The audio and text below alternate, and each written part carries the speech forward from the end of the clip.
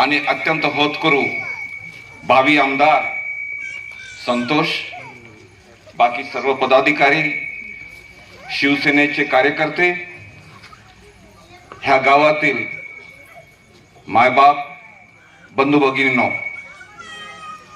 मी 24 वर्षाखाली हा देश सोडला.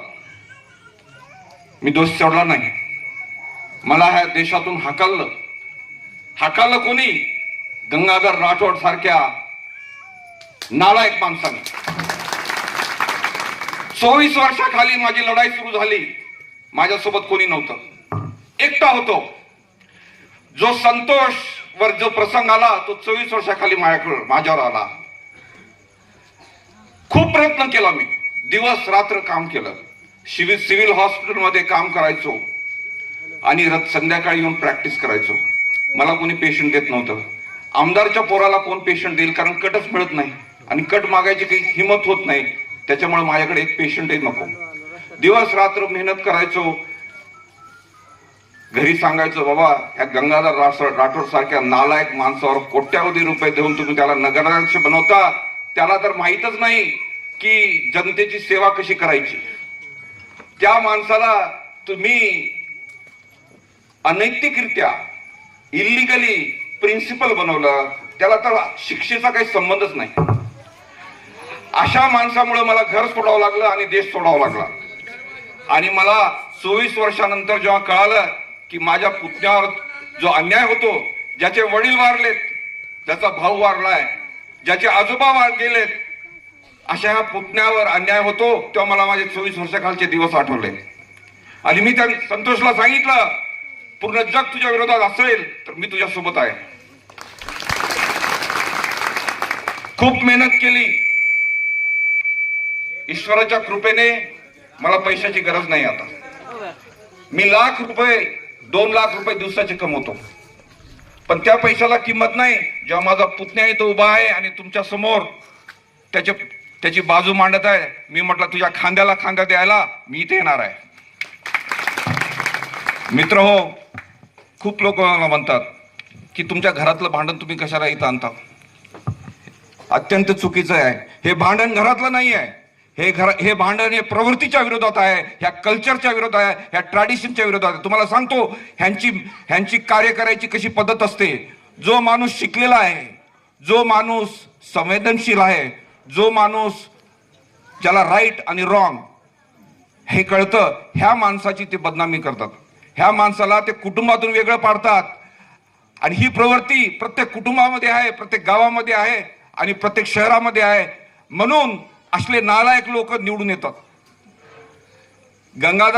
आमचा आमदार भाऊ हा छाती काढून सांगतो की मी कितीतरी 1000 कोटीचे काम आणले. मला त्याला एक प्रश्न विचारायचा आहे, अरे तू एवढा मोठा काम आणणार आहेस, मला फक्त एक काम सांग ज्यामध्ये तुला 20% कमिशन मिळालं नाही. फक्त एक काम सांग. मित्र हो, चुकी त्याची नाहीये, चुकी आपली आहे, चुकी माझी आहे, चुकी तुमची आहे. हे लोक तुमची सेवा करायला इलेक्शन खेळत नाहीत. हे लोक इन्व्हेस्टमेंट करत आहेत. हे तुम्हाला तुमचे 1000 रुपये 2000 रुपये तुमच्याच खिशात काढलेले पैसे तुम्हाला देणार आहेत आणि तुमचं वोट विकत घेणार आहेत आणि त्याचे लाख रुपये बनवणार आहेत. संतोषकडे तो पैसा नाही आहे. संतोषकडे मोठं मन आहे. संतोषकडे सेवा करण्याची प्रवृत्ती आहे. मित्र हो, ह्यावेळेस संधी सोडू देऊ नका. मी अमेरिकेतून आलोय, ह्याच्यासाठी आलोय की माझ्या अंतःकरणामध्ये काही गोष्टी आहेत तुमच्यासमोर मांडायच्या आहेत. अमेरिकेमध्ये असं होत नाही. अमेरिकेतला आमदार हा आमदार असतो, कमिशन एजंट नसतो, दलाल नसतो. डोनाल्ड ट्रम्प आणि कमला हॅरिसचं इलेक्शन झालं, त्यांचं फक्त टीव्हीवर डिबेट झालं. हे दलाली झाली नाही, हे वोट विकत घेण्याचं झालं नाही. हे आपल्याला ह्या देशामध्ये आणायचं आहे. ही दलाली आपण बंद नाही केली तर आपलं कुटुंब, आपले मुलं, आपलं गाव, आपली गली अशीच राहणार आहे. हे पैसे घ्या, कारण हे पैसे तुमचे आहेत. पैसे घ्या. मी सकाळी गेलो होतो डॉक्टर हिमगिरे साहेबांना भेटायला. बरं, आमचे मित्र आहेत तिथे. मी संभाषण ऐकलं आणि हसायला लागलो. तिथे रेट चालू होता, रेट, की ह्या वेळेस आपण मतं किती पैशाने विकत घ्यायचे. भारतीय जनता पार्टीच्या कार्यकर्त्याचा. आणि मी म्हटलं तुम्हाला कायदा तर माहित असावं. म्हणजे कसला कायदा? ह्या देशात कायदा नाही आहे.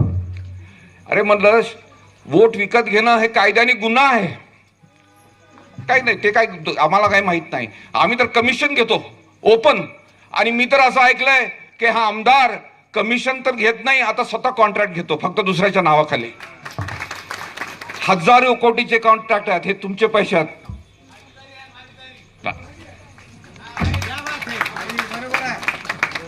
मित्र हो, एका गल्लीमध्ये जर चोर आला तर कुत्रा भोगतो.